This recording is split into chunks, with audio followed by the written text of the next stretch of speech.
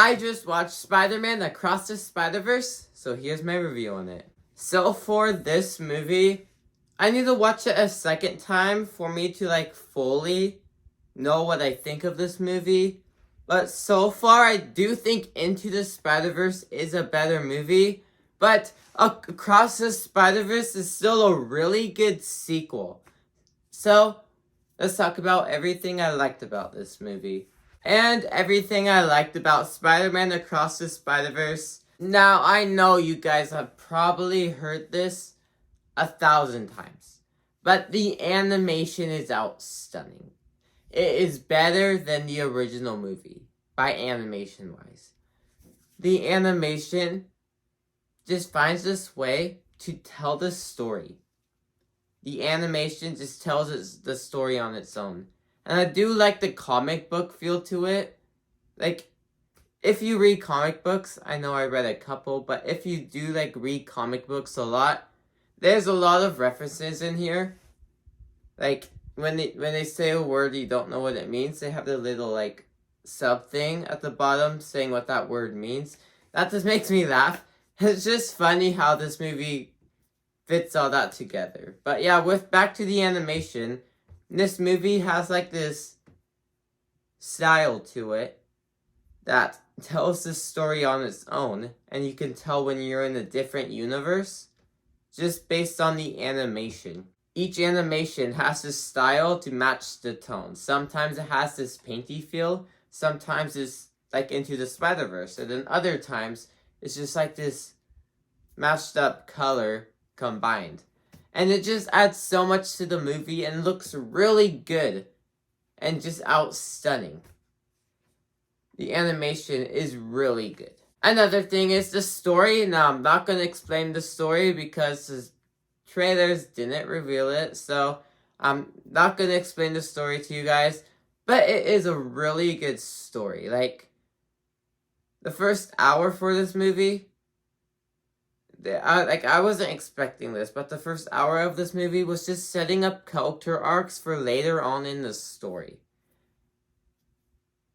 I can't really explain further upon that, and that's basically all I can say without spoiling it. So I'll leave that rest of the video for tomorrow.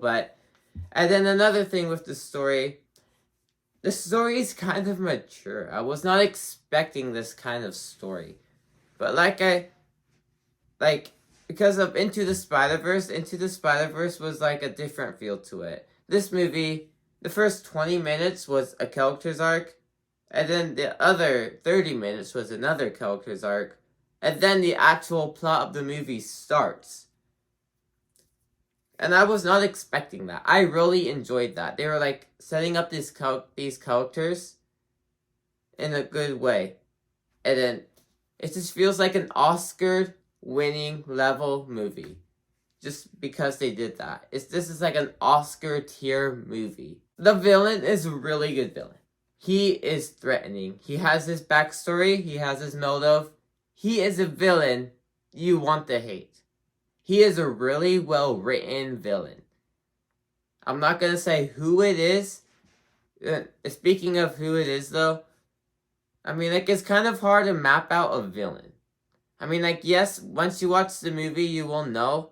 But based on the trailers, you can't really map out a villain.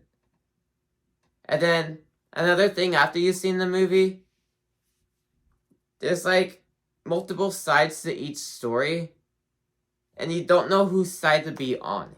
Because, on one way, this character's right. But on the other way, this character's right. So by the end of the movie, you don't know what side to be on.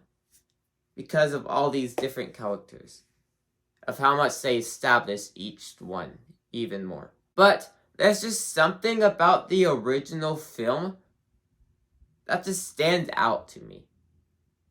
That's probably why I need to watch this movie a second time. I'll get back to that in a second.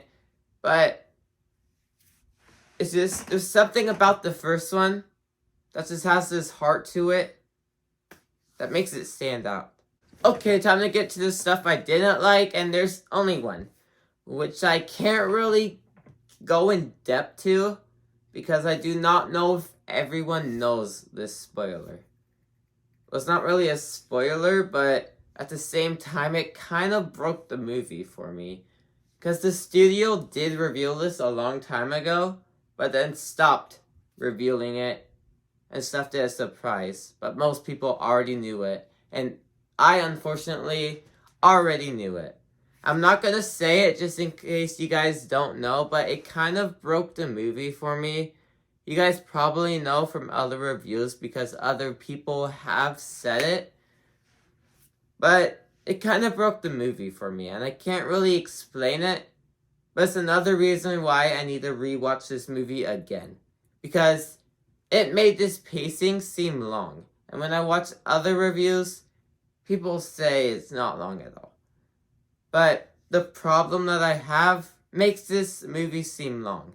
Now, I'll talk about it more in my spoiler review, like I said. But this makes the movie long for me. Especially, like, towards a certain part of the movie that was like, is this it? I was like trying to find it. I can't really explain any more than that without going through spoiler territory, so I'll leave it off there. I'll save the rest for my spoiler review. Like I said, this video is hard to talk about without giving away spoilers, so I'll leave the rest of the video for tomorrow, but all in all, Spider-Man Across the Spider-Verse is a really good sequel. I would have to rewatch it to see if it's better than Into the Spider-Verse, because Into the Spider-Verse just has that heart to it that just makes it a good movie. But Across the Spider-Verse has this beautiful animation that just tells the story, and it's just breathtaking. And the villain is like incredible. Each character is well written. This film is definitely winning a bunch of Oscars. But the Oscars usually skip over animated movies, so I doubt about that. But if they didn't, this movie will win practically all of it. So I definitely recommend this movie. It's like one of the best Spider-Man movies. I did say one of them. I do think it's better than No Way Home. I just don't think it's better than Into the Spider-Verse. Like I said, I need to rewatch it just to make sure of that. But I do recommend an out of 10. This may change after I rewatch it.